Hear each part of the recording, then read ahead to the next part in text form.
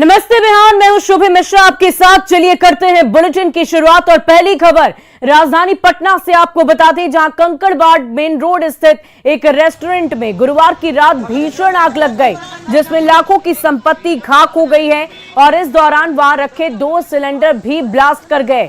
खास बात यह है कि कबाब महल की दाईं ओर स्थित जगदेवन प्लाजा अपार्टमेंट तक आग की लपटें पहुंच गई थी और 3-4 फ्लैटों की खिड़की और कपड़े जल गए। साथ ही बाईं ओर स्थित आदित्य विजन दुकान की बाहर लगी एसी को भी नुकसान पहुंचा है। हालांकि इसमें किसी के हताहत होने की सूचना तो नहीं है, लेकिन घटना की जानकारी मिलने पर 8 दमकल की गाड़ियां वहां पर पहुंची और पूरे 3 घंटे के बाद कड़ी मशक्कत के बाद आग पर काबू पाया जा सका। तो ये तस्वीरें आप कंकड़बाग इलाके की राजधानी पटना की दिखा रहे हैं आपको, जहां एक रेस्टोरेंट में अगलगी की घटना घट गई और इतना ही नहीं, सिलेंडर के ब्लास्ट हो जाने की वजह से आसपास जो घर थे, जो अपार्टमेंट्स थे, उनकी खिड़कियों में भी आग लगने की सूचना है। साथ ही साथ आदित्य विजन जो इलेक्ट्रॉनिक सामान की दुकान है, उसमें भी एसी को खास नुकसान पहुंचा है, जो दुकान के बाहर लगी हुई थी। तो ये तस्वीरें आप देखिए कैसे आग की लपटें जो हैं वो जगदेवन प्लाजा अपार्टमेंट तक भी पहुंच गई और वहां भी काफी नुकसान पहुंचा है। किसी के हताहत होने की खबर तो नहीं है, लेकिन लाखों की संपत्ति का नुकसान हुआ। करीब 3 घंटे की कड़ी मशक्कत के बाद आग पर काबू पाया गया है। एक नहीं बल्कि 2-2 सिलेंडर ब्लास्ट कर गए, जिसकी वजह से ये भयावह आग लग गई। आप तस्वीरें देख पा रहे होंगे, आग की भयावहता का अंदाजा तस्वीर देखकर लगाया जा सकता है कि रेस्टोरेंट में आग लगने से यही देखिए आसमान में धू धू कर ये धुआं उठता हुआ नजर आ रहा है और यही वजह रही कि करीब 3 घंटे तक दमकल की गाड़ियां वहां पर मौजूद रही और कड़ी मशक्कत के बाद आग पर काबू पाया गया। और चलिए अब अगली खबर अररिया से आपको बता दें, जहां घर और दुकान में आग लग गई है। 2 दर्जन घर और दुकान जलकर राख हो गए। लाखों रुपए की संपत्ति का नुकसान हुआ। धान की फसल भी जलकर राख हो गई। बैरगाछी के रामपुर मोहनपुर गांव की ये पूरी घटना बताई जा रही है। आग लगने की वजहों का खुलासा अब तक नहीं हो पाया है। आग पर काबू पा लिया गया। ये तस्वीरें आप देखिए बैरगाछी के रामपुर की, जहां पर आग लग गई और अगलगी की घटना से लाखों की संपत्ति का नुकसान हुआ। और बड़ी खबर समस्तीपुर से आपको बता दें, जहां वन विभाग की बड़ी कार्रवाई देखने को मिली है। पूजा की दुकान में छापेमारी की गई और मारवाड़ी बाजार में यह दुकान स्थित है। जानवरों के खाल बरामद किए गए। दुकान का मालिक और कर्मचारी अरेस्ट किया जा चुका है। दुकान से बाघ, हिरण, भालू समेत कई वन्य जीवों के खाल, कछुआ का खोपड़ी, बाघ के नाखून, हाथी दांत के टुकड़े, सियारी सिंह, उल्लू का नाखून, बारसिंगा गोह का लिंग, हिरण की नाभि और कस्तूरी बरामद किए गए हैं। तो समस्तीपुर से ये बड़ी जानकारी आपको दे रहे हैं। देखिए वन विभाग की कार्रवाई में ये तमाम चीजें वन्य जीवों के शरीर की बरामद की गई है। पूजा की दुकान में छापेमारी के दौरान ये सारी चीजें बरामद की गई है। पदार्थ मिला है, उसमें हाथी का दांत है, सेंटीमीटर में है, कछुआ का खोपड़ी, भालू की खाल, बाघ का खाल है। छोटा छोटा है सब पीस। पूजा वूजा में लगता है यूज करते होंगे, बेचते होंगे, पूजा का सामान बेचते हैं ये। हिरण का खाल भी है तो 2 सेंटीमीटर बाई 2 सेंटीमीटर का है।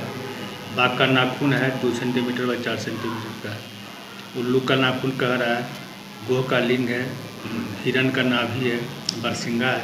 ये सब सामान मिला है, लेकिन ये सब सामान एक्चुअल में सही है कि नहीं है, इसकी जांच के लिए हम लोग इसको कलकत्ता भेजेंगे। से आपको बड़ी जानकारी दे रहे हैं, जहां मारवाड़ी बाजार में एक पूजा की दुकान में छापेमारी की गई और जानवरों के कई सामान बरामद किए गए हैं। दुकान के मालिक और कर्मचारी को अरेस्ट कर लिया गया है, उससे पूछताछ की जा रही है। वन विभाग की ये बड़ी कार्रवाई देखने को मिली।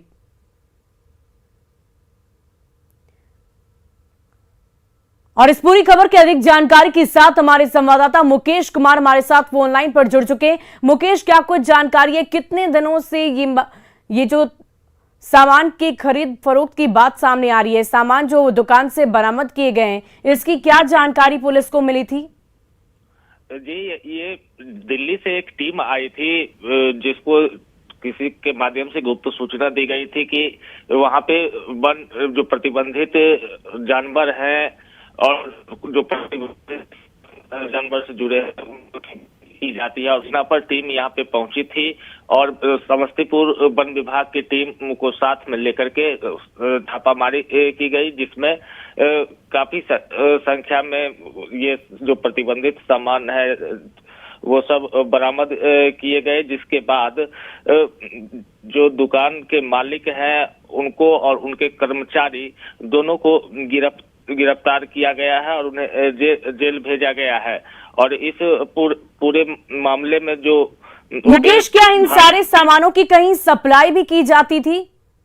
जी, जो गिरफ्तारी हुई है श्याम अग्रवाल है, उनसे हमने बातचीत करने की कोशिश की थी, तो उनके द्वारा ये जानकारी दी गई जो पूजा के सामग्री का दुकान है और इसमें जो पूजा के दौरान जो यूज होता है तंत्र विद्या में, वो लोग आकर के खरीदारी करते हैं और उनके लिए ये रखे थे। इनके द्वारा सप्लाई करने की बात से इनकार किया गया। ये पूजा बेचने की बात कर रहे थे और इस पूरे मामले में जो तब स्थिति स्पष्ट होगा जब लैब में ये जांच होकर के आ जाएगा ये सामान जो भी बरामद हुए वो सही है या गलत है।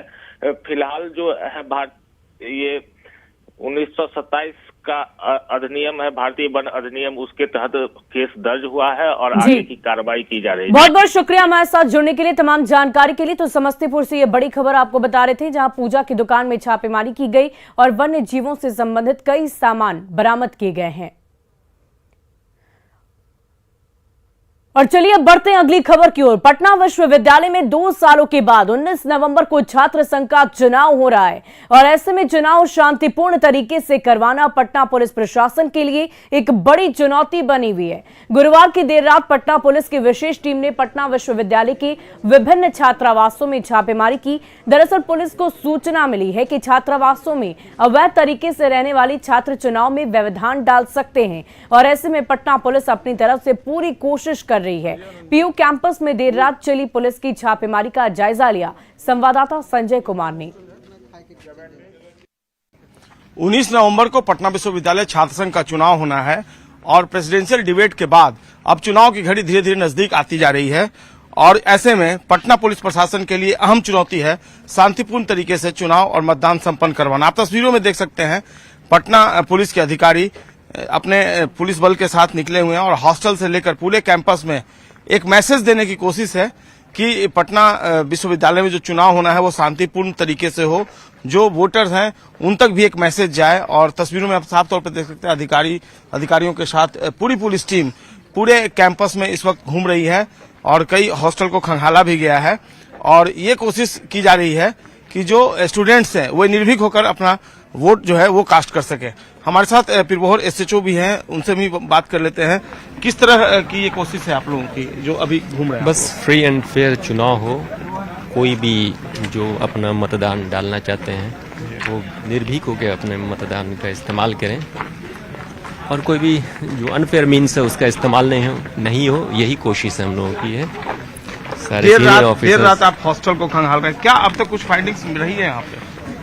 बस उसी कोशिश की एक कड़ी है ये कि कहीं कोई भी चीज़ ऐसी न हो लड़कों की तरफ से या जो स्टूडेंट्स हैं उनकी तरफ से कि कोई भी 1-2 बंदा जो बहुत कम संख्या में लोग होते हैं कोई ऐसी हरकत न कर दें जिससे और लड़कों में या और छात्रों में किसी तरह का कोई भय व्यापे। एक चैलेंजिंग था कि हॉस्टल में बहुत ज्यादा स्टूडेंट जो अनऑथराइज्ड रूप से रहते हैं, इसको वेरीफाई नहीं, इसको तो लगातार हम लोग चूंकि पहले ही से हम लोग इस चीज़ को प्रैक्टिस में ले रहे थे तो वो मैसेज क्लियर था इन लोगों को, तो अभी वो वैसी कोई समस्या नहीं है। बतौर पुलिस अधिकारी पीयू का जो यूनिवर्सिटी का जो एग्जाम होना है छात्र चुनाव, उसको लेकर आप क्या कहना चाहेंगे?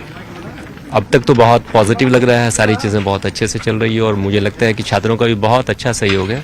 सभी छात्र भी फ्री एंड फेयर चुनाव कराने के लिए हर तरह से सहयोग कर रहे हैं। तो बिल्कुल कृत संकल्प है पटना पुलिस प्रशासन ताकि फ्री एंड फेयर जो है वो इलेक्शन हो सके। छात्र संघ चुनाव करना इसलिए चुनौतीपूर्ण बन गया था कि चुनाव के ठीक पहले पटना कॉलेज कैंपस में जिस तरीके से बमबाजी की घटना हुई थी और छात्रों के 2 गुट आपस में भिड़े थे, वैसे में तमाम तरह की बातें आ रही थी। लेकिन आपने देखा किस तरीके से पुलिस एक्टिव है और ऐसे में उम्मीद की जानी चाहिए कि जिस तरीके से पुलिस प्रशासन, जिला प्रशासन छात्र संघ चुनाव को शांतिपूर्ण तरीके से करवाने के लिए कृत संकल्प है, वैसे में पटना विश्वविद्यालय का चुनाव निष्पक्ष और शांतिपूर्ण तरीके से संपन्न होगा। कैमरा पर्सन मनीष जुनेजा के साथ संजय कुमार, न्यूज 18 पटना।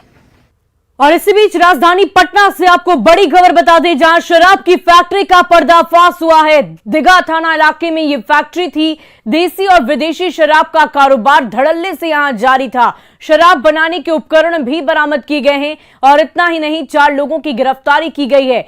इस वक्त सरगना जो मौके से फरार हो गए हैं, इस बात की जानकारी मिल रही है। तो ये बड़ी जानकारी राजधानी पटना से आपको दे रहे हैं, जहां शराब फैक्ट्री का खुलासा हुआ। 4 लोगों की इस मामले में गिरफ्तारी की गई है और शराब के तमाम उपकरण शराब बनाने के वहां से बरामद किए गए हैं। और अगली खबर भागलपुर से, जहां मधुसूदनपुर थाना क्षेत्र के भतोड़िया गांव में ट्रैक्टर से डीजल चोरी को लेकर 2 पक्षों में जमकर मारपीट हुई। दोनों तरफ से जमकर लाठी डंडे चले और पथराव भी हुआ, जिसमें दोनों तरफ से आधा दर्जन से अधिक लोग जख्मी हो गए। घटना की सूचना मिलते ही मौके पर पहुंची पुलिस ने घायलों को इलाज के लिए रेफरल अस्पताल में भर्ती कराया, जहां से डॉक्टरों ने 2 लोगों की गंभीर स्थिति को देखते हुए भागलपुर JLNMCH रेफर कर दिया। घटना को लेकर बताया जा रहा है कि भतोड़िया गांव निवासी संजीव कुमार के ट्रैक्टर से रुपेश कुमार डीजल चोरी कर लिया था, जिसका विरोध करने पर रुपेश अपने घरवालों के साथ लाठी डंडे से संजीव कुमार पर हमला कर दिया, जिसके बाद दोनों पक्षों में जमकर मारपीट हुई।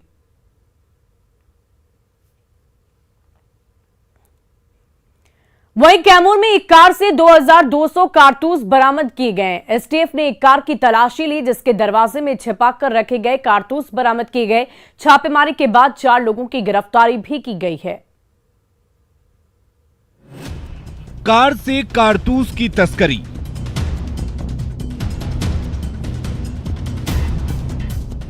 ऑल्टो से मिला मौत का सामान,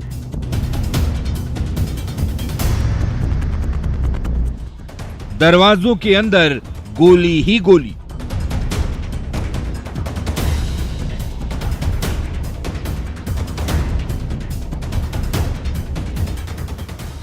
कारतूस के इस ढेर को देखिए। जिंदगी में शायद ही आपने एक साथ इतने कारतूस देखे हों। ये कोई 1-2 नहीं, बल्कि 2200 जिंदा कारतूस हैं। कारतूस की एक खेप कैमूर के दुर्गावती टोल प्लाजा पर पकड़ी गई, जिसे हथियार तस्कर कार के गेट में छुपा कर ले जा रहे थे। लेकिन एसटीएफ को गुप्त सूचना मिल गई। एसटीएफ की टीम ने जब ऑल्टो कार के चारों दरवाजों को खोला तो सबके होश उड़ गए। इसमें जो मुख्य अभियुक्त हैं उनका नाम सोनू सिंह है, रोहतास जिला के रहने वाले हैं। गाड़ी में अन्य 3 लोग भी थे, वो भी रोहतास जिला के रहने वाले हैं। जो मुख्य अभियुक्त हैं सोनू सिंह, उनसे जब पूछताछ की गई कड़ाई से, तो उनके द्वारा बताया गया कि उनके घर में भी लगभग 300 राउंड और एक अवैध आग्नेयास्त्र राइफल है। उनके घर पर भी रेड की गई, रोहतास जिला अंतर्गत नटवार थाना में पड़ता है। वहाँ से भी एक देसी राइफल और 300 राउंड गोलियां जब्त की गई, जिसका अलग से कांड नटवार थाने में दर्ज किया। दरवाजों के अंदर से 1980 315 बोर के कारतूस, 100 30 बोर के कारतूस और 120 7.65 बोर के कारतूस मिले। 2200 गोलियों के साथ 4 अंतर्राज्यीय हथियार तस्करों को भी गिरफ्तार किया गया है, जो सभी रोहतास जिले के रहने वाले हैं। एसटीएफ की टीम ने सभी तस्करों को दुर्गावती पुलिस के हवाले कर दिया है। लेकिन सवाल है कि हथियार तस्करों के इस गैंग में और कितने लोग जुड़े हुए हैं, कहां पर होनी थी कारतूस की डिलीवरी और कब से चल रहा कारतूस की तस्करी का ये खेल। न्यूज 18 के लिए कैमूर से अभिनव की रिपोर्ट।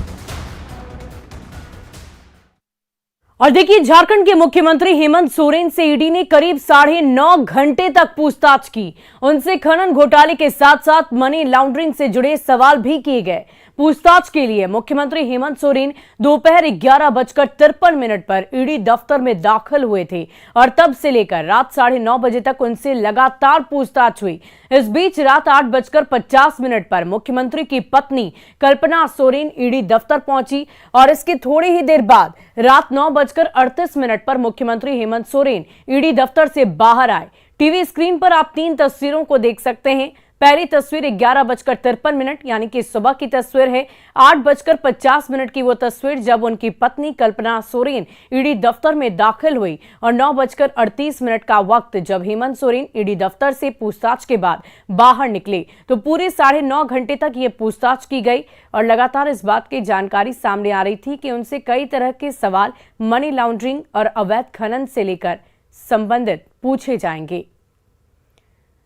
और मुख्यमंत्री हेमंत सोरेन रात 9:38 पर ईडी दफ्तर से बाहर आ गए। वो दोपहर 11:53 पर पूछताछ के लिए ईडी दफ्तर में दाखिल हुए थे और इस दौरान उनसे करीब 9.5 घंटे तक लगातार पूछताछ की गई। उनके विधायक प्रतिनिधि पंकज मिश्रा से जुड़े हुए भी कई सवाल उनसे किए गए। खनन घोटाले पर सवाल दागे गए। कहा जा रहा है कि ईडी के पास 200 सवालों की फहरिस्त है और इससे जुड़े सवाल उनसे किए गए थे। झारखंड मंत्रालय से ये देखिए मुख्यमंत्री हेमंत सोरेन सामने दिख रहे हैं। और क्या पाया है, हम लोग इतना जानते हैं कि कहीं कोई चिंता की बात नहीं, ऑल इज वेल। आपने मुख्यमंत्री जी से मुलाकात की, क्या बोले? बोलना क्या, हम लोग सब समझते हैं ना कि क्या चल रहा है। वो सारी बातों को देखते हुए अभी देखते जाइए आगे आगे होता है। कल कितने बजे आना है? नहीं, ऐसा कुछ आना नहीं है। हाँ, चूंकि सब लोग आए हुए हैं तो उनसे एक बार लास्टली अंतिम तो प्रणाम करना होगा। जनता है, जनार्दन है और उसी की बदौलत हम सत्ता में हैं। वो सब लोग चिंतित हैं। वह पूरे रांची में लाखों की संख्या में आज उपस्थित थे तो उनको धन्यवाद करना होगा कि आप लोग महागठबंधन के सारे नेता धन्यवाद करेंगे। देखिए, ये सरकार संविधान सम्मत सरकार है, संवैधानिक मूल्यों का पालन करने वाली है और माननीय मुख्यमंत्री जी ने लोकतंत्र और संविधान का सम्मान किया है और जो भी उनसे पूछताछ होगी उसका वो सही और माकूल जवाब देंगे और संविधान का सम्मान करेंगे। जी, इतनी लंबी पूछताछ होगी ये हम लोगों को लग रहा था और सारे पूछताछ जो बहुत अच्छे माहौल में अभी बताए हमारे माननीय मुख्यमंत्री ने, पार्टी के कार्यकारी अध्यक्ष, और सभी प्रकार का इस पूरे जांच में जो भी ईडी के द्वारा पूछा जाएगा सब चीजों का जवाब होगा और ईडी को भी समग्रता से संपूर्ण जांच को निष्पक्षता के साथ करना है। और रोहतास की डेरी से आरजेडी विधायक फतेह बहादुर सिंह के होटल पर इनकम टैक्स की छापेमारी चल रही है। छापेमारी पाली रोड के होटल बुद्धा विहार होटल के अंदर चल रही है। पटना से आए आईटी के अधिकारी होटल में छापेमारी कर रहे हैं। इस दौरान लोगों के आने जाने पर रोक लगा दी गई है। बताया जा रहा है कि फतेह बहादुर सिंह शहर से बाहर हैं, लेकिन इनकम टैक्स की टीम होटल के मैनेजर के साथ साथ कर्मचारियों से लगातार पूछताछ कर रही है। हालांकि अधिकारी कुछ भी बोलने से बच रहे हैं, लेकिन टीम को सूटकेस लेकर अंदर जाते हुए देखा गया।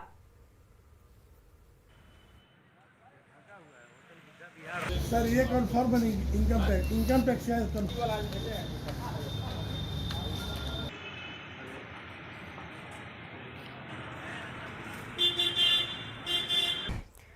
और मधेपुरा पुलिस ने जिला परिषद सदस्य और लोजपा नेता सुनीला देवी के पति मनोज यादव को भारी मात्रा में हथियार के साथ गिरफ्तार किया है। ये गिरफ्तारी उदाकिशुनगंज थाना क्षेत्र के शेखपुरा चमन से की गई है। पुलिस को लगातार ये सूचना रही थी कि मनोज यादव अपने गुर्गों के साथ इलाके में दहशत फैला रहा है और उसी के निशाने पर मुख्य रूप से गरीब और कमजोर तबके के लोग ही रहा करते थे और उन्हीं लोगों की शिकायत पर मनोज यादव को गिरफ्तार करने के लिए डीएसपी सतीश कुमार के नेतृत्व में एक टीम का गठन किया गया था, जो लगातार मनोज यादव को दबोचने में जुटी हुई थी। पुलिस से सामने होते ही मनोज यादव फायरिंग करते हुए भागने लगा, लेकिन पुलिस ने उसकी घेराबंदी कर उसे सरेंडर करने पर मजबूर कर दिया। मनोज यादव अपराधी प्रवृत्ति का व्यक्ति बताया जा रहा है। पूर्व में भी उस पर कई तरह के आपराधिक मुकदमे दर्ज किए गए। मनोज यादव और उसके साथी के पास से भारी मात्रा में हथियार और गोलियां बरामद की गई है। आपको बता दें कि मनोज यादव बीते विधानसभा चुनाव में आलमनगर विधानसभा से लोजपा के प्रत्याशी रह चुके थे।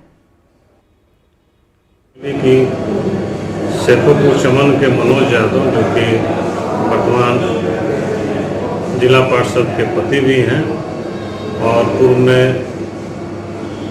इनकी पत्नी जिला पार्षद जिला अध्यक्षा भी रही है और पिछले साल चुनाव में भी लोजपा के टिकट पे आलमनगर विधानसभा से प्रत्याशी रहे थे। इनके संबंध में शिकायत मिली कि ये लगातार अपने क्षेत्र में दहशत फैला रहे हैं, गुंडागर्दी कर रहे हैं तथा दबे पिछले लोगों, गरीब लोगों को दमन कर रहे हैं, उनके साथ बर्बरतापूर्ण व्यवहार कर रहे हैं। पुलिस वहाँ पे पहुंची तो मनोज यादव का नज़र जैसे ही पुलिस पर पड़ा तो अपने सहयोगी के साथ वहाँ से हथियार लिए हुए हाथ में लहराते हुए और पुलिस पे फायर करते हुए भागने लगे। और बिहार के सरकारी स्कूलों में पढ़ाई लिखाई का क्या हाल है, कैसा हाल है, वो किसी से भी छुपा हुआ नहीं है। ताजा मामला भागलपुर से सामने आया है, जहां नगचिया के प्रखंड विकास पदाधिकारी गोपाल कृष्णन ने खैरपुर कदवा के विद्यालयों का निरीक्षण किया।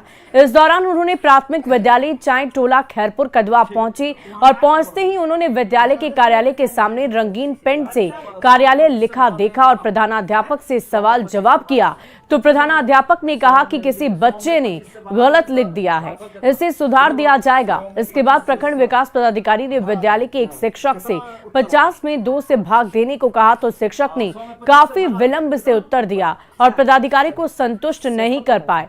वहीं जब ऑरेंज की स्पेलिंग पूछने पर भी शिक्षक नहीं बता पाए। इसका वीडियो अब सोशल मीडिया पर वायरल हो रहा है। हालांकि इस वायरल वीडियो की पुष्टि न्यूज़ 18 नहीं करता है। 100 में 2 से भगा देंगे, 100 में 2 से भगा देंगे। मुंह से, कलम से ना, मुंह से, पहले मुंह से बोलिए ना, इसको छोड़ दीजिए ना, मुंह से बोलिए ना, मुंह से। 100 में 2 से भगा देंगे, 25 हो जाएगा। आप प्रिंसिपल साहब ही ना? हाँ, प्रिंसिपल आप ही हैं जी। क्या नाम क्या है? 100 में 2 से भगा देंगे, कितना होगा जल्दी बताइए। 50 में 2 से भगा दीजिए, सुनिए कम में कर देते हैं, 50 में 2 से भगा दीजिए ना। 100 में 2 से भाषा पता नहीं चला, 50 में दीजिए। छोड़िए, 50 से बता दीजिए, 50 में 2 से भगा देंगे, कितना होगा? करते हैं तब करके निकल जाएगा, करके निकल। 50 में 2 से भगा दे रहे हैं प्रिंसिपल साहब, दीजिए दीजिए। आप बच्चा है, बनाने दीजिए, बनाने दीजिए। क्या कितना आगे सर थोड़ा दिक्कत हो रहा है जी? थोड़ा सा दिक्कत हो रहा है जी। 50 में 2 से भगा देने में। और फिलहाल इस बुलेटिन में अभी के लिए बस इतना ही, लेकिन न्यूज़ 18 बिहार झारखंड पर खबरों का सिलसिला लगातार जारी है।